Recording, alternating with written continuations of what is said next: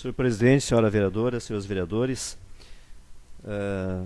representante do bairro Santo Antônio, da Associação Comunitária, a imprensa, que uma vez mais faz a cobertura na noite de hoje dos trabalhos da Câmara, e o chefe de gabinete, senhor Walter Robalo. Boas-vindas, vereadora. Semana passada havia me esquecido de me manifestar nesse sentido. Você vai ficar um bom tempo, ao que parece, por alguns meses, né? Não é só por 15 dias, mas ao que parece ficar alguns meses aí. Mas olha, o que me traz à tribuna à noite de hoje? Um dos assuntos é um requerimento que apresento à noite de hoje, que trata ainda, vereador Valmir, algo que lhe interessa também, que lhe faz, não lhe interessa no interesse pessoal, econômico, mas interessa enquanto vida comunitária, enquanto agente comunitário, enquanto agente político, que é as cheias, que é os problemas decorrentes das cheias em Montenegro. Nós, aqui, questão de poucos dias, tivemos uma audiência extremamente concorrida aqui nesse espaço e ficou também evidenciado que não se poderia ficar somente no encerramento da audiência. Não se pode ficar, bem, agora aconteceu e todo mundo vai para casa e os agentes políticos, bem, não fazem mais nada. Não, nós temos que continuar reverberando, ecoando, agindo, não ficarmos inertes. Porque o tempo passa, os processos vão andando e quando a gente perceber, se der conta, bem, Montenegro pode ficar para trás.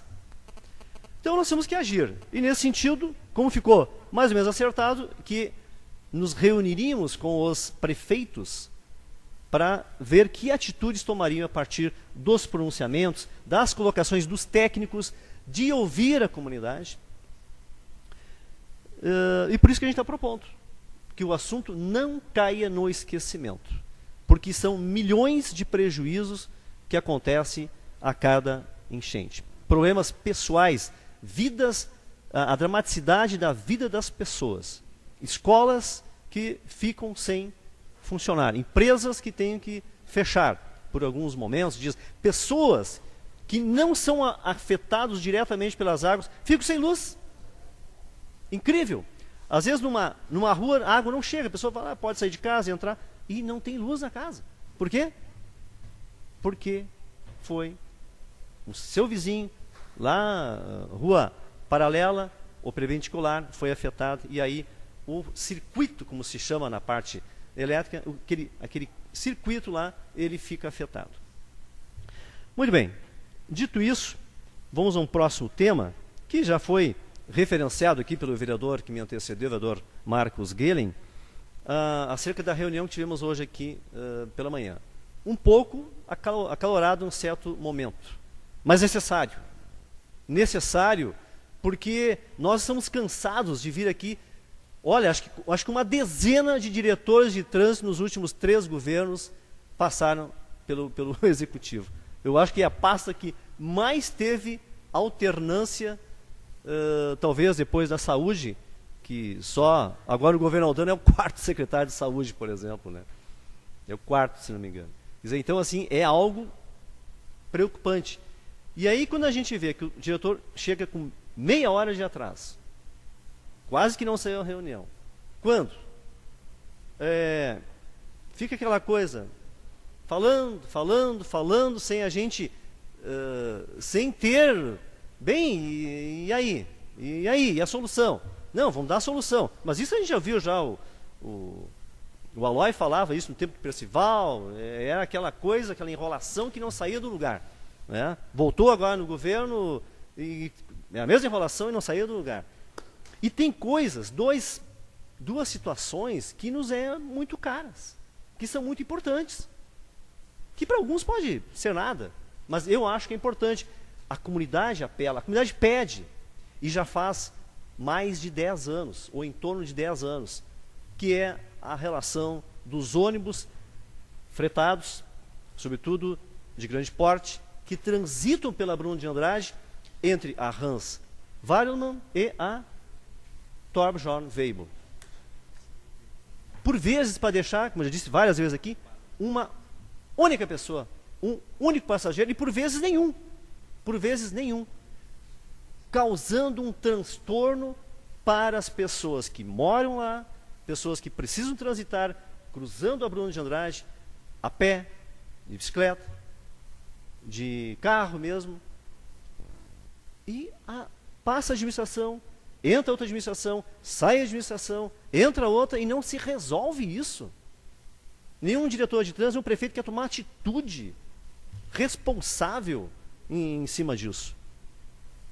Imaginemos no passado a aviação Montenegro, o transporte público passava pela Ramiro Barcelos. Eu peguei ônibus coletivo, transporte urbano, na Ramiro Barcelos. E o poder público derivou para João Pessoa. Ora, não é isso que nós estamos tratando em relação a Bruno de Andrade, não é tirar o transporte público, é o privado transporte, aqueles ônibus grandes. Isso não pode mais, pessoal, do jeito que está. Então a gente cobrou, fomos enfáticos com o senhor Caetano, porque nós havíamos logo que ele assumiu, já havíamos falado também, ele até tomou por surpresa, mas eu até achei, dizer assim, que já estava resolvido aquilo, eu vi pelo jornal, e realmente foi anunciado no início deste ano, que, pelo então diretor de trânsito, foi anunciado no jornal, na imprensa, no rádio, que não, aqui, em reuniões aqui na Câmara, não, nós este ano, a partir de janeiro, não vai mais ter, estamos em setembro, uma gestação, 9 meses, e continua a mesma situação, o mesmo problema.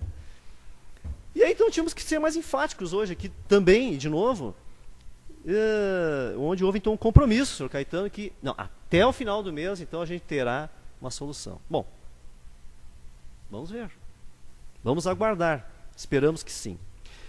Outro ponto que a gente vem tratando já há muito tempo, quando nós tratávamos também, coincidentemente, com o senhor Aloy, quando o diretor de trânsito do governo Percival, que é os caminhões que transitam pela T-Veículo, atravessando a Bruno de Andrade e chegando na Via 2 e vice-versa. Ô, pessoal, não é possível que aquelas jamantas estarem transitando por ali. É impraticável nos dias de hoje. Quando tu tem outra alternativa mais confiável, alternativa mais segura, Sr. Walter Robalo, muito mais segura. Aliás, nós já tratamos isso também, isso está até junto numa reunião no gabinete, nesse sentido. Quando nós dizíamos que esses ônibus, esses caminhões, melhor dizendo, grandes, ao invés de seguir daqui para lá, seguir via... e hoje vi passando umas jamantas, eu acho que é diário, sei lá de onde é que vem aquelas jamantas. 2, 3 jamantas de umas caçambas grandes, enormes. Não sei o que era aquilo, mas é caminhão de toda a ordem. E quando tem uma opção mais segura de passar, depois, daqui para lá, do Polivalente ter veículo em direção ao Grêmio Gaúcho, ou em direção Polivalente, Tanac Polivalente, por exemplo, no Polivalente pegar a direita, passando na lateral do presídio, do semiaberto, e seguir o rumo. E vice-versa, quando quiser vir para Tanac, vir para cá, enfim. O que não pode mais é ficar atravessando a via pública Bruno de Andrade e chegar na via 2 e vice-versa, porque não é mais possível. O risco é iminente de acidente. E por fim, tentei ontem um contato ainda com o senhor Walter Robalo, e até ele mandou uma mensagem, não podia me receber, né, me atender a ligação, e depois não houve retorno. Eu fiquei preocupado com duas situações. A Selma Valauer e a Rua Getúlio Vargas. Uma reunião que lá aconteceu em Alfama, onde foi apontado um problema, nós já estávamos presentes, e que o problema, pelo jeito, não foi analisado, porque a obra estava continuando. E a pessoa muito preocupada, porque o problema que se avizinhava, que estava dando, pioraria se a obra fosse concluída. Então, Walter Robalo, eu não sei como é que ficou a situação, esse é o assunto que eu queria falar com o senhor. que nós possamos conversar, porque é de suma importância para aquela comunidade, para a qualidade do trabalho que será executado.